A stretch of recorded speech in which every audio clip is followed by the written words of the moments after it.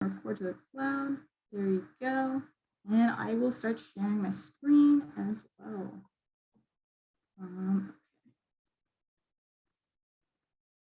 Can everyone see my screen before I start?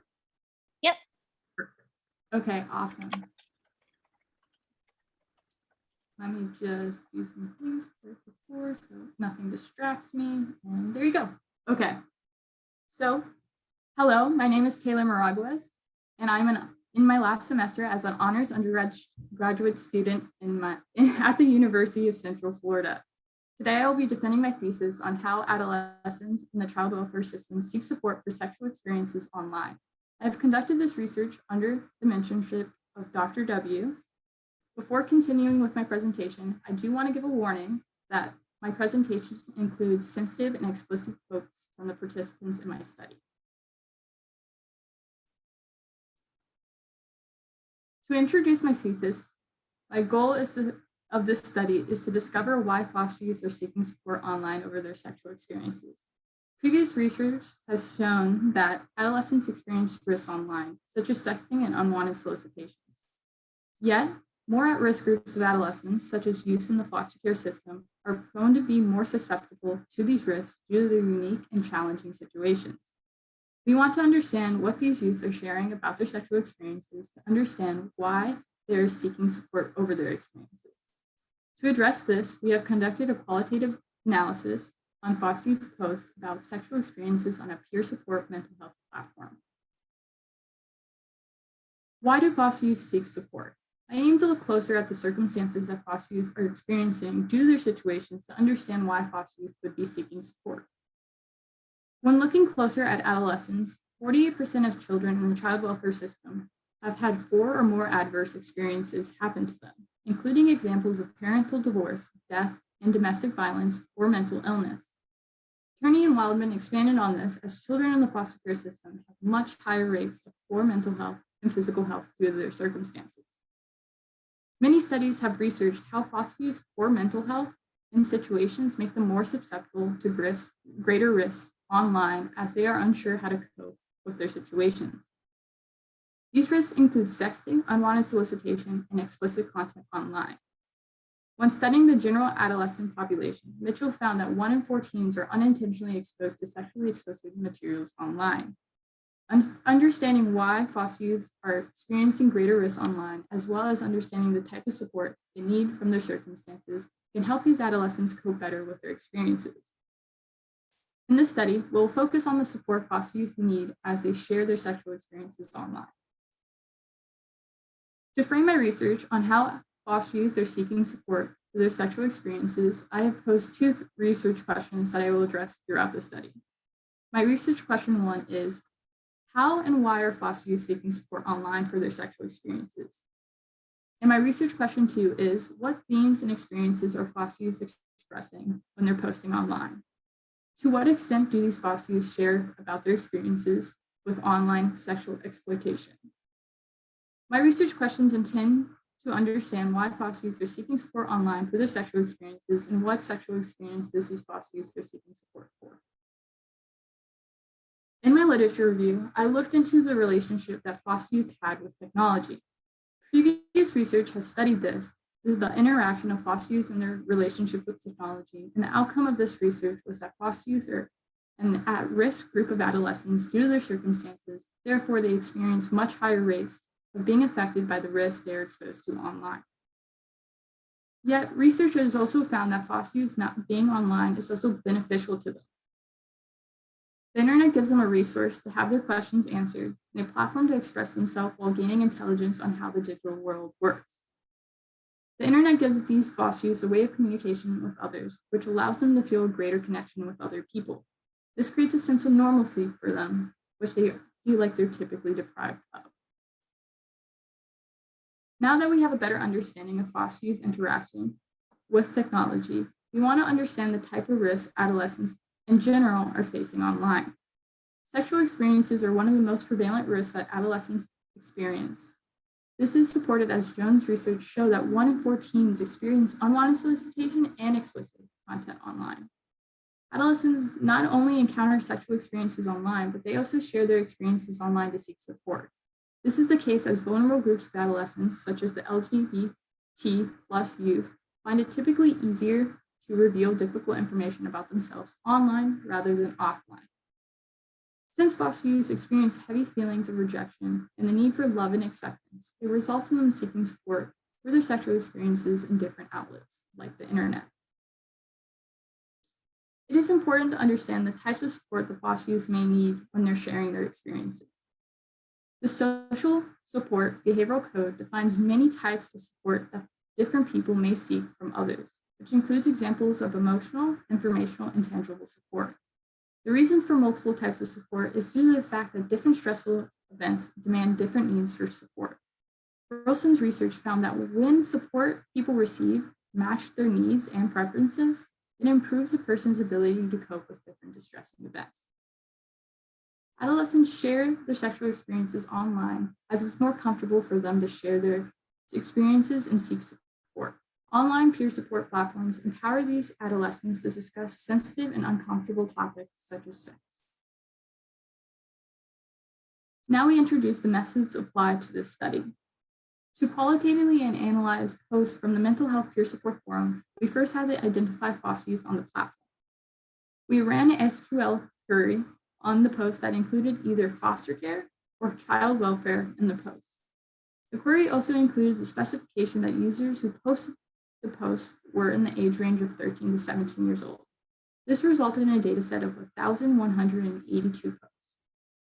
I qualitatively analyzed each of these posts for adolescents who explicitly mentioned they were in the child welfare system. After identifying the foster youth on the platform, we ran another query on the platform's dataset for the intersection of online and sexual keywords.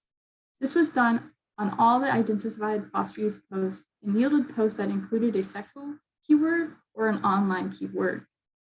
The reason we ran this query was on the dataset is to find out what sexual experiences foster youth were posting about on the platform, as well as the online association to each of the sexual experiences. The outcome of the data scoping resulted in the final participant profile for this study. The final data set resulted in 121 foster youth and with 541 posts that mentioned a sexual experience that they were seeking support for. All the participants were scoped for the age range of 13 to 17 years of age. Since the sexual and online keyword query ran on all the identified foster youth posts, there were some posts that aged out of the range but were kept for analysis. The data was skewed with 72% of foster youth identifying as female on the platform. The remaining percentage identified as non-binary or male. This resulted in many of the posts being from the perspective of females. After identifying the foster youth, it was important to conceal the foster youth's identities throughout the study as they shared intimate and traumatic details about their experiences. This included details about their situations, their names, their kicks, and other social medias that could be linked to the foster youth. We concealed these foster youth identities by reducing and editing posts to ensure that the posts were non-searchable and therefore not linkable to the adolescents. The only information we used throughout the study when quoting the foster youth was their age and their gender. During data analysis of foster youth posts on the platform, there were posts that were not relevant to the study in the sense of sexual experiences. These general posts range from different genres as the youth were using the platform for many different reasons other than just peer support. This included posts that were just trying to connect with others on the platform to talk or be friends, posts about self-harm, political commentary, and the quotes about their favorite songs or writers. These posts were only a small subset of posts foster youth were posting about. Therefore, we continue to look deeper into foster youth posts about sexual experiences as they showed larger risk. To answer my research question 1, we have created 3 codes for the types of support sought throughout the study for sexual experiences. This included seeking support, giving support, and asking others to sex on the platform. Out of all the posts that were marked as relevant in the study, 77% of foster youth used the platform to seek support. Only a small percentage of foster youth used the platform for other reasons, such as giving support or asking to sex. This data shows how the majority of the foster youth needed to seek support over their sexual experiences online, which we will take a closer analysis of. To answer research question 2, there were 3 prevalent sexual experiences that foster youth were sharing online. This included sexual abuse, sexting, and sexuality. Sexual abuse were experiences of sexual abuse, rape, and molestation. Sexting were instances of sexting and inappropriate messaging with another person. And sexuality were posts about foster youth sharing their identity or sexual feelings or attractions. Out of these posts, sexual abuse was the experience that foster youth posted the most about. Sexting and sexuality were relatively even with percentages. After identifying the sexual experiences present in the study, we analyzed the circumstances related to the foster youth experiences. This included the analysis of the relationship that foster youth shared with the other person in the sexual experience, whether the experience positively or negatively affected the youth, and the type of social support the foster youth needed in response to the experiences. Here are the 4 types of social support by percentage with examples that were needed from foster youth who were seeking support on the platform. This is important as many of the sexual experiences foster youth required, or the support foster youth required different support and response. This includes social support codes of emotional, informational, and tangible support, which definitions were adapted from the social behavioral code. Venting was a category created for the study as youth used the platform to express their anger and their stress about their sexual experiences to cope. As you can see from the code, emotional support entailed kind words and empathy. Venting expressed anger and negative emotions. Tangible support was a direct messaging with others through Kik and other social medias, including the platform, and informational support was asking questions and advice on the platform. These are all typical forms of how foster youth were coded for different types of social support in the study. Now we take a closer look into the results of what foster youth were sharing about each individual sexual experience in the study, starting with sexual abuse disclosures. In sexual abuse, 87% of posts sought support over their abuse experiences, many sharing long and detailed posts about their situations, but not all mentioned who the experience was with. Posts that did mention a relationship with their abuser heavily resulted in an experience being with a male family member or guardian. This applies to both biological and foster family. This resulted in the youth carrying heavy feelings of self-blame and emotional turmoil, as can be seen by the foster youth quote. The 15-year-old was taken advantage of by her brother at a very young age, and she had feelings of guilt and urges of self-harm due to the experience. Unfortunately, many of the sexual abuse experiences were very similar to this example, as there were many themes of foster youth neglect and self-harm. Due to the posts being about sexual abuse, all the foster youth posts were coded as were a negative experience. Since situations were very traumatic for the adolescents, emotional support was significantly needed for these experiences. Many of these youths did not know how to cope with their sexual abuse and shared their story online in hopes to be understood and supported.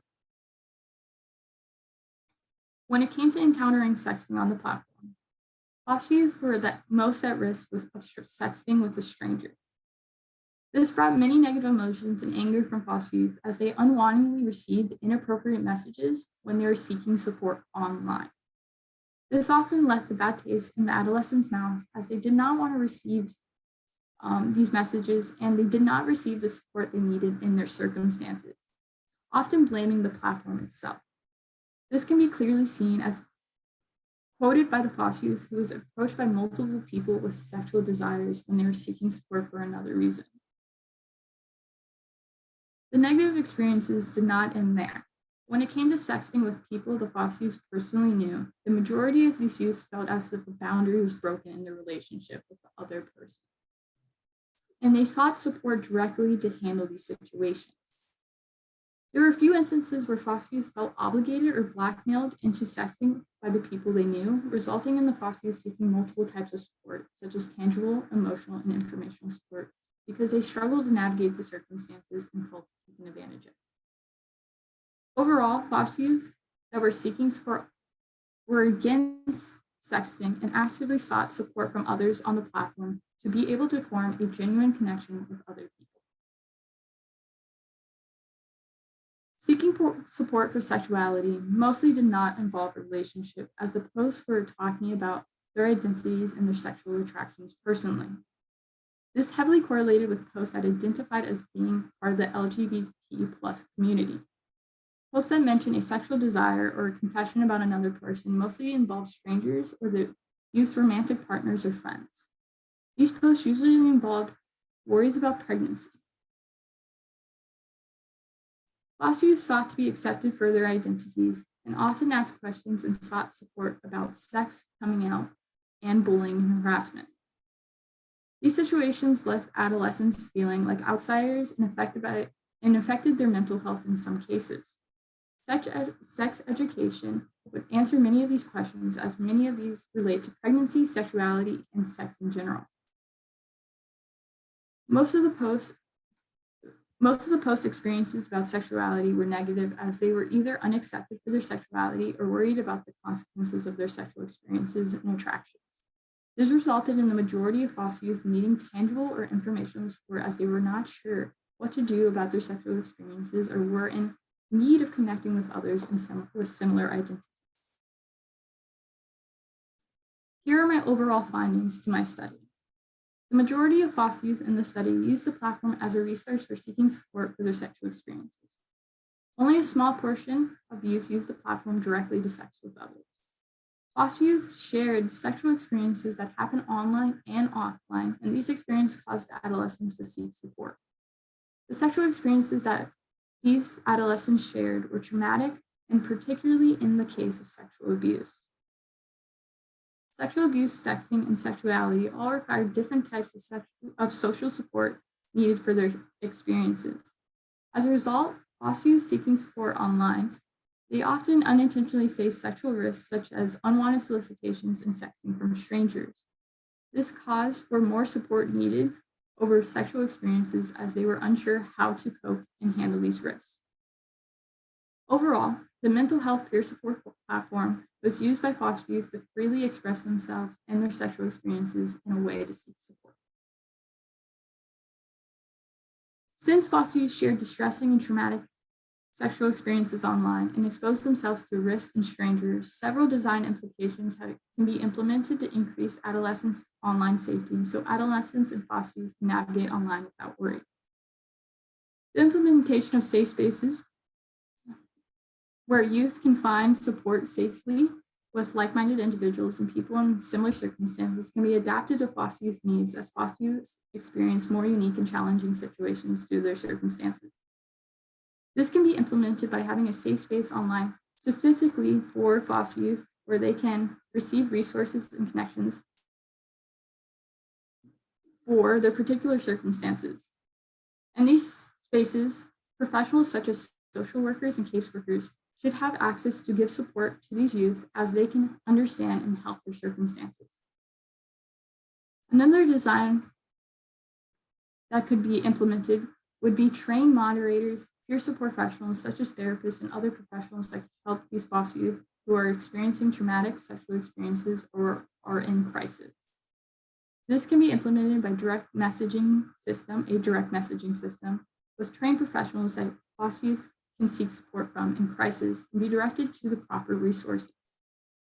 As foster youth may not want to share their identities with professionals and other users, the option for anonymously seeking support should be available in crisis.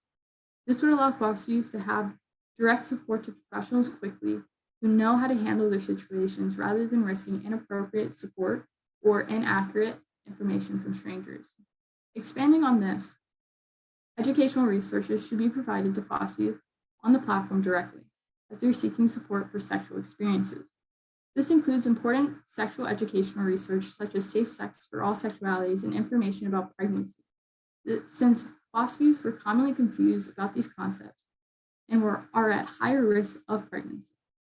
This can be implemented by having a resource page of sexual information that includes details and websites about having sex and the possible consequences of it, or by simply having a frequently asked questions section about sex. Another important research that FOSS youth should have access to and be able to learn about is crisis helplines such as the National Domestic Violence Hotline and the Suicide Prevention Hotline. FOSS youth disclosed many instances of domestic violence, neglect, and mental health problems during the study, and this oftentimes resulted in the FOSS youth not seeking professional help over their situations. These adolescents disclosed instances of sexual abuse from family members and self-harm as their coping mechanisms for their situations. And educating these youth about these resources can help them in crisis. During the study, there were a few limitations to our research. One limitation included the filtering of our data set during the data scoping process. This happened on 2 occurrences in our study as we filtered identifying children in the child welfare system and the intersection of online and sexual keywords by the use of keyword SQL queries. This limited applicable data to our study as only posts with our keywords would show up in the data set. If our keywords were expanded, the data set would be enlarged. There are instances of particular words like balls and smash would not relate to a sexual experience, resulting in a higher number of irrelevant posts. In our study, the majority of FOSS youth reported to be female on the platform. This means the majority of the posts analyzed were by the perspective of female FOSS youth and their sexual experiences. This does not give a fair overall perspective of all the sexual experiences all FOSS youth are seeking support for. With knowing the results and the limitations of our study, we can propose future research efforts to expand on understanding why FOSS youth seek support for their sexual experiences. Since we did not observe the response FOSS youth received to their sexual experiences, future research can expand on whether these FOSS youth receive the proper support to their needs. This can be done by analyzing comments, replies, and messages to FOSS youth sexual experience posts. Since this research also was conducted on a mental health peer support platform where FOSS youth were intentionally seeking support over their sexual experiences, future research can analyze FOSS youth seeking support for their sexual experiences on different social media platforms. The biggest takeaway from the study is that FOSS youth are experiencing traumatic and difficult situations due to their circumstances, which makes it difficult for them to cope. This vulnerable group of adolescents are going online to seek support for their sexual experiences, but are often exposed to unwanted solicitations from strangers, as well as other risks online. Technology solutions can aid in keeping adolescents safe online by implementing designs and providing resources for the FOSS youth. This study emphasized that FOSS youth do need more support over their sexual experiences. It is important to assess the risk of vulnerable groups of adolescents, such as FOSS youth, because they experience the dangers of being online to a greater extent. Adolescent online safety designs benefit from this information as it can help keep all adolescents safe while navigating the internet in the future. Finally, I would like to thank everyone that has helped me throughout my research experiences. This includes Dr. W. Thank you for helping and providing this opportunity as my thesis chair. And thank you for helping me with my undergraduate thesis. Thank you, Dr. Fiesel, for being part of my thesis committee, and thank you for your support and your constant feedback. Thank you, Carla, for being my graduate mentor throughout my research and motivating me through my thesis. Now, thank you for listening to my thesis defense, and we have time for questions. Great job, everybody. Thank you. All right. So the stressful part's over now. Yeah. Let's start with a few questions. I had 2. Okay. One is, how many posts were filtered out because they weren't sexual? So when we originally did the data set of when we identified the FOSS youth, we pulled all their posts that they've ever posted on the data or on the platform, and that resulted in actually 50,000 posts, which was too expansive for the time of this research. So how we approached that was the intersection of online and sexual keywords. And after that, I think it was about 200 posts were not relevant to the study. Okay, so 200 posts It's not the exact number because I don't have it pulled up. Study. So one thing I'm thinking about for the actual conference paper submission is, Carla, what if we get Ashwak to do topic modeling on all of the posts to come up with topics? And then we can see from there to like do the more like unpacking of the qualitative analysis of the sexual risks, because that might help us come up with some other themes without having to do an in-depth qualitative analysis in the posts to help us kind of characterize that data a little bit more methodologically. Right. And it might even give us insights into more like, we might be able to do like a more strength-based type paper. And I feel like getting the topics, we might be able to be like, oh, well, like we chose topics that were framed more based on their strengths rather than just looking at the risks. And I mean, we might end up with like 5 other papers if we that's see true some too. interesting topics, and Taylor can join us or not for those papers. Okay, because so I think that was one of the things is like, I think motivated by Carla's work and some other work in the background, it makes sense to look at the sexual risks, but I think it would even be stronger if we like made that case from the data set itself. My other question is, one of the things that I'd like you to make sure is in the discussion of your dissertation, your thesis, honors thesis, sorry, too many the defenses going on, is that I'd like you to compare your results to the other work that's related, especially from our lab, because we've used this data set before. So Ashwak's paper, Carla's paper, Afsana's paper, as well as just generally in the field. I'm sure Erica has some suggestions too, to help us really articulate like what were the novel and interesting findings from this paper. Okay. So just, I know that will take a little bit more analysis on your part, and I know you do have some slides for that for our papers, but just can you try to like off the top of your head answer that question? So, okay, so something that I did notice foster youth were experiencing more comparative to what I surface levelly saw on the other papers is that they were experiencing sexual abuse on a much higher rate. On the other papers, it seemed like sexting was one of the biggest obstacles online with sexual experiences. So sexual abuse was really highlighted in this paper, I would say.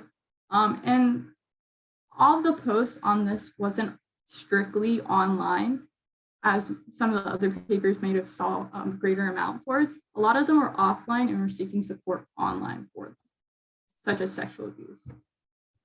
Great. And I mean, for some of our papers, that was an artifact of our relevancy coding, because we actually made sure that it had to be an online risk because of where we were.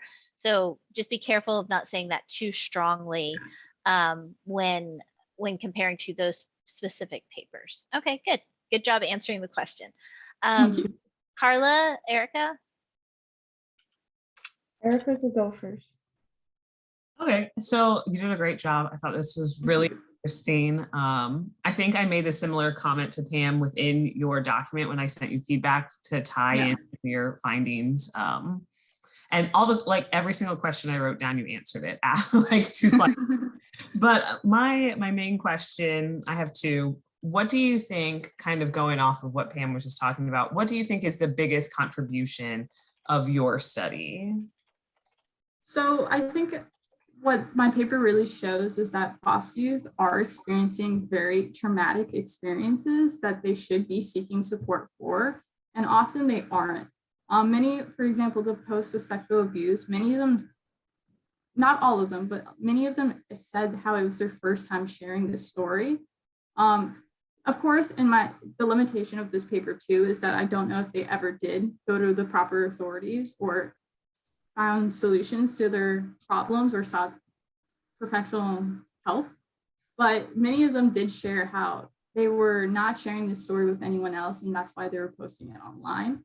So I think that is very important, that there needs to be more resources that foster youth can reach out to more easily for them to be able to seek that support and know what to do in those situations.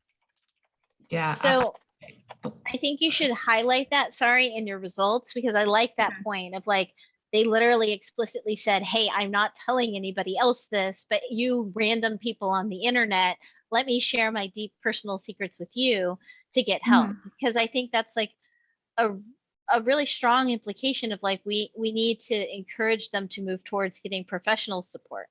And that also, like, one of the things I back channeled to Carla is like, I think when we submit this as a full paper, not you necessarily, but someone, if we can have them analyze the comments on the posts to see like what kind of advice they're actually getting and like combine that into one paper, because the data set was sexual risk was actually fairly small.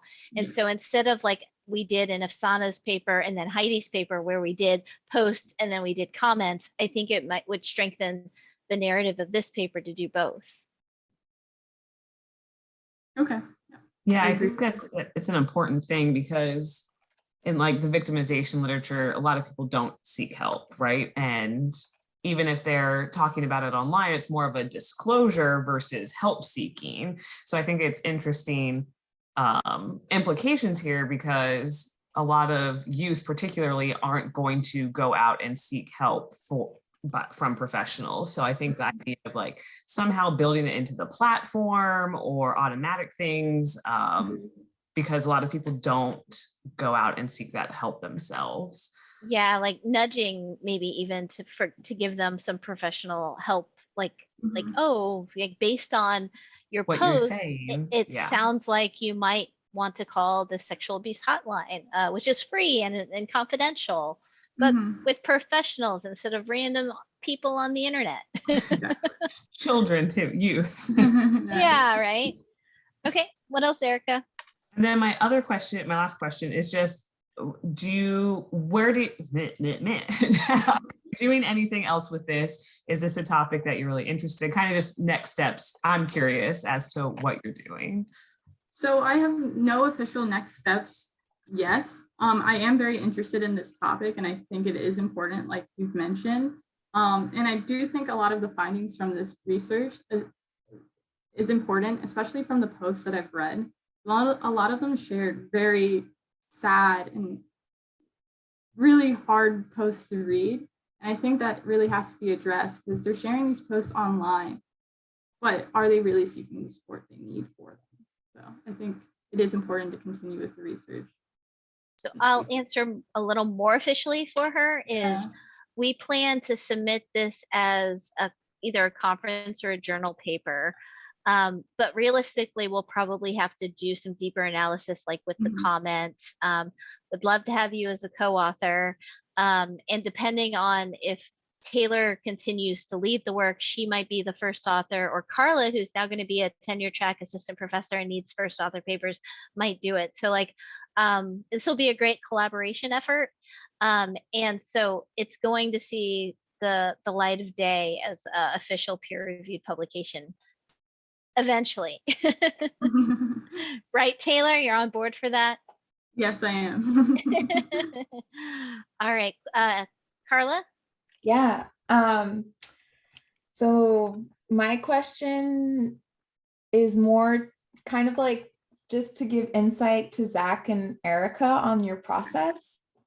So did you encounter any challenges in doing this research? And if so, like, how did you manage those challenges? So when you're asking this, are you asking like me personally or Yeah, through the like you or like even our team as a like just your experience?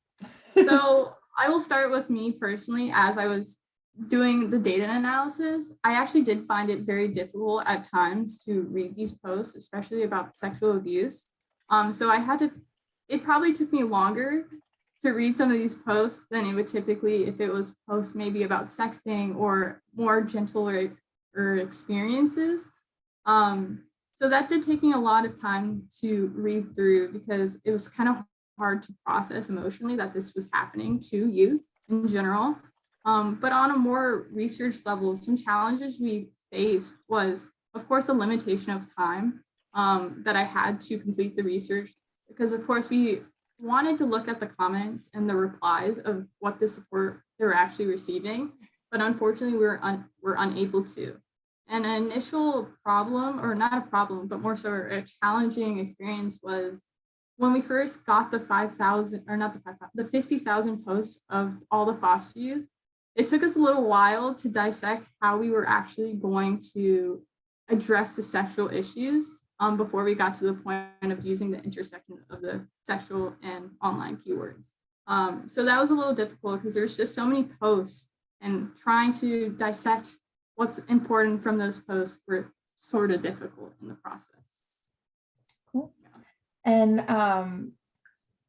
kind of just to follow up on those things. Yeah. So in your in your personal challenges of reading like the posts, what were some of the coping mechanisms that you used as a researcher to be able to do this type of research?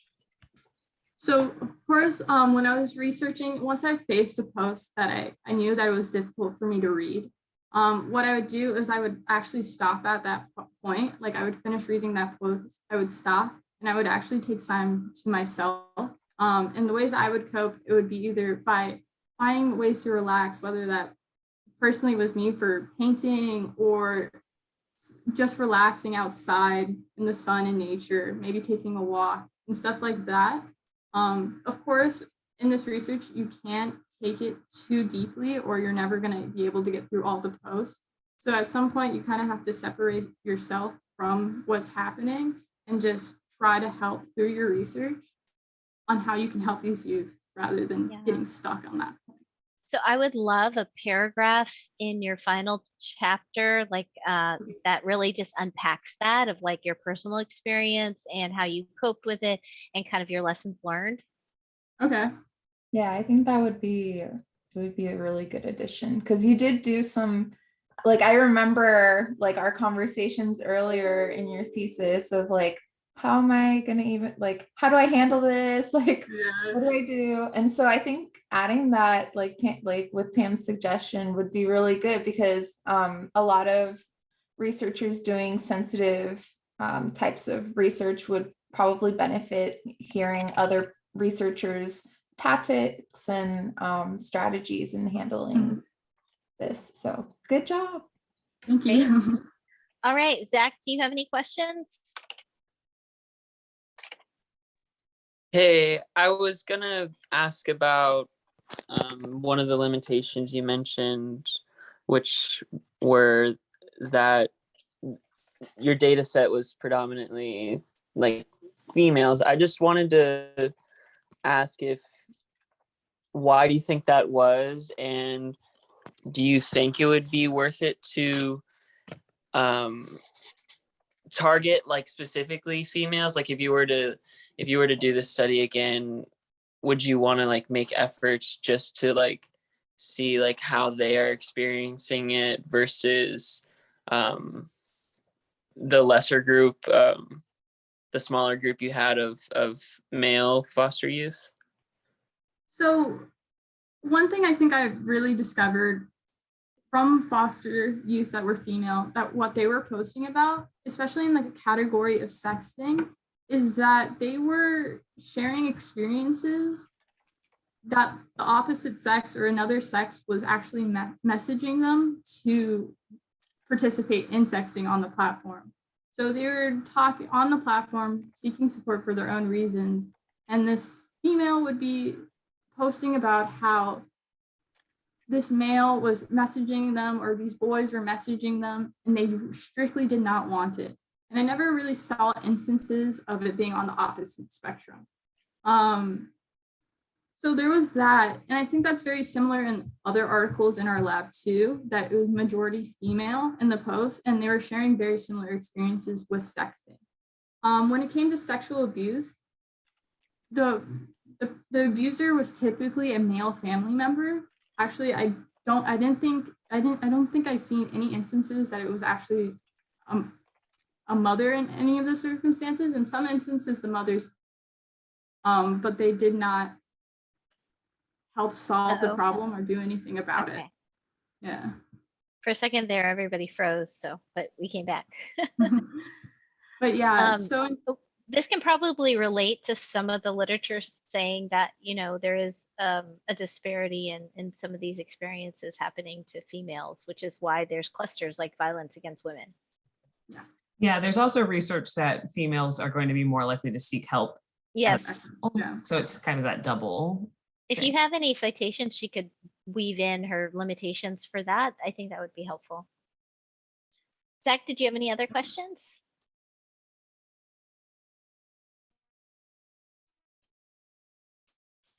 You there, Zach? I think he's breaking up. Yeah. He's like rapping. Okay, try again. Might have lost them. Yeah. Okay. Well, let's move on, I guess.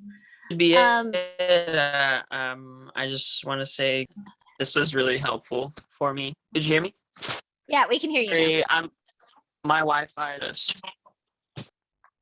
It's okay. Yeah, we That's can hear okay. you now though.